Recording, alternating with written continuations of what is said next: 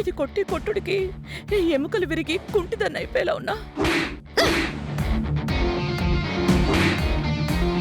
రమా, కళ్ళల్లో నీళ్లు తిరుగుతున్నాయంటే నొప్పి తెలుస్తుందా రమా?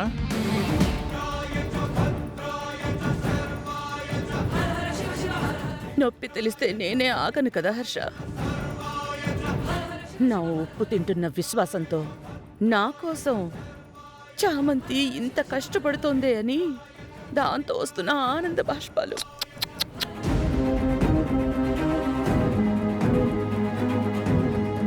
అయ్యయ్యో, మీకు ఇంకా చలనం రావట్లేదా అమ్మగారు? ఇంకా గట్టిగా కొట్టాలా? అలాగే. ఇంక చాలే చామంతి, నీకు చెమటలు పట్టేలా కొట్టావు కదా, కాసేపు విశ్రాంతి తీసుకో. అవును చామంతి, కూర్చుని నాకు కూడా తల లాగేస్తోంది. నాకు విశ్రాంతి కావాలి. రోజా, నన్ను రూంలోకి తీసుకెళ్ళు. అలాగే అత్తయ్య.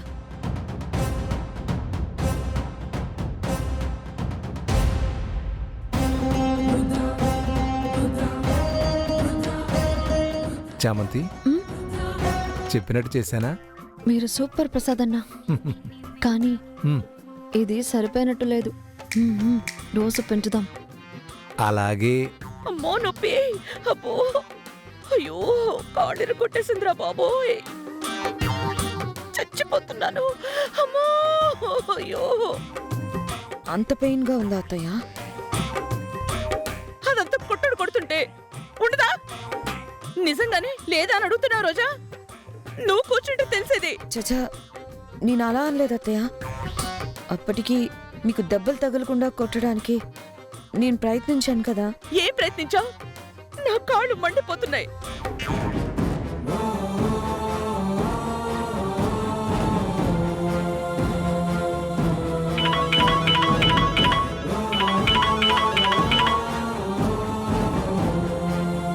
సార్, మీకు ఆల్రెడీ చెప్పాను కదా, మా అమ్మ పూర్తిగా కోలుకునే వరకు నేను ఎక్కడికి రాలేను. Please sir, try to understand my situation.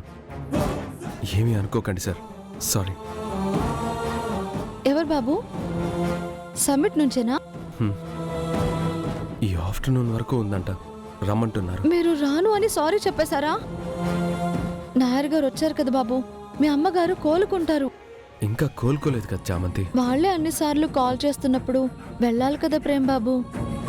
ఇది మీరు అనుకున్న బిజినెస్ కి మొదటి మెట్టు కదా. మళ్ళీ ఇలాంటి అవకాశం రాదు కదా. దాని గురించి నాకు దిగులే చామంతి. నా దిగులంతా మా అమ్మ మీదే. ఏదైనా నాకు మా అమ్మ తర్వాతే, తను కోలుకున్న తర్వాతే.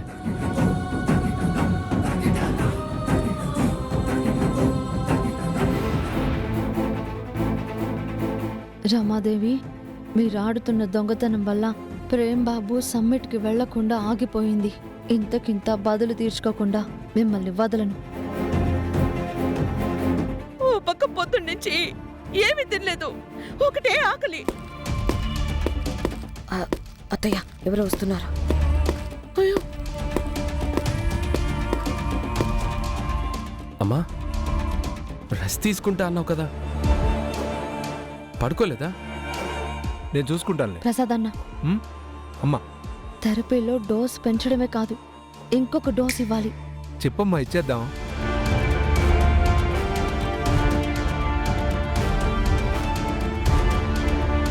సూపర్ అమ్మా, ఇక నేను చూసుకుంటాను కదా. పదా. వదిన గారు, పడుకోబెట్టకపోయారా? అత్తయ్యకి ఆకలేస్తుందంట ప్రేమ్. అవునా? ఉదయం నుంచి ఏమీ తినలేదు కదా, బాగా ఆకలేస్తోంది. నేను ఇప్పుడే తెస్తానమ్మా. చికెన్ తినండి అత్తయ్య, కొంచెం ప్రోటీన్ వస్తుంది. అదే అనుకుంటున్నాను రోజా. చికెన్ బిర్యానీ తెప్పించి పెట్టున్నానా? అలాగే అమ్మా. ఎంత సార్వాడు. అలాగే మీ అమ్మగారిని మీరే చికెన్ బిర్యానీ పెట్టి చంపేస్తారా? ఇలాంటిదేదో చేస్తారనే నేను వచ్చినా. అదేంటండి, చికెన్ తినకూడదా? వెజ్జే తినాలా? అమ్మగారు, ఆయన ఏమంటున్నారంటే మీరు వెజ్ నాన్ వెజ్జే కాదు అన్నం ఫలములు కూడా తినకూడదు అని. అదిదా ఏంటి అదేదా? ఏమీ తినకుండా ఎలా ఉంటారండి? అవయవాలన్నీ పనిచేయని మనిషికి అవన్నీ లోపలికి వెళితే ఎలా అరుగుతాయనుకుంటున్నారు పెనుకుట్టి? లోపల ఇటెళ్లాలో తెలియక అవి ఇరుక్కుపోయి విషాలుగా మారి మెదడు కొట్టేస్తాయి. మనసులాయో? అవునా? ఆమా. ఈ పక్షవాతానికి లేచేదాకా పత్యం చేయక తప్పదు. ఇదేం పచ్చన్నాయరు? ఏ తినకుండా గాలి పీల్చుకుని బ్రతకమంటావా? చచ్చూరుకుంటాను. అమ్మా అలా మాట్లాడకమ్మా. నాయుడు, ఇది చాలా కష్టం కదా. సారు, కటిక ఉపవాసం ఏమీ ఇల్లా. ఓ, అప్పుడు తినే ఉన్నాయా? ఒక్కటే ఒక్కటి మీరు తినొచ్చు. పోనీ అదే ప్లేట్లో తీసుకురారా. ఆ బస్తా ఏమొద్దు. ఎంత గురువాయప్ప. సారు, అమ్మగారు ఉదయం 10 బాదం పప్పులు తినాలి. పద. తర్వాత మళ్ళీ మధ్యాహ్నం 5 బాదం పప్పులు, రాత్రికి 3 బాదం పప్పులు.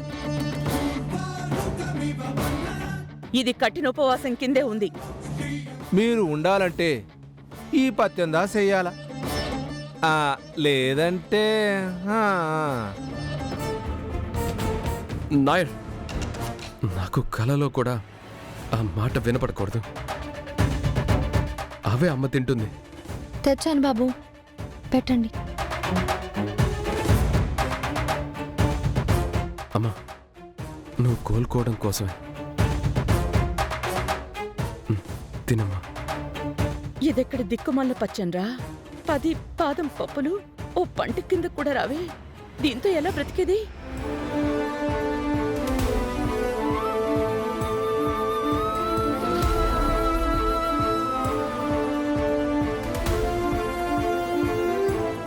ఏంటమ్మా నవ్వలట్లేదు?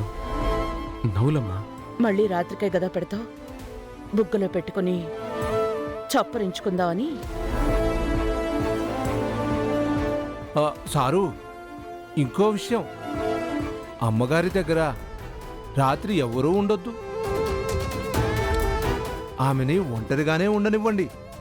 అప్పిడిదా ఎవ్వరూ లేరని భయపడి బిగుసుకుపోయిన నరాలు రిలీఫ్ అవడానికి ప్రయత్నిస్తాయి. అవునా అండి?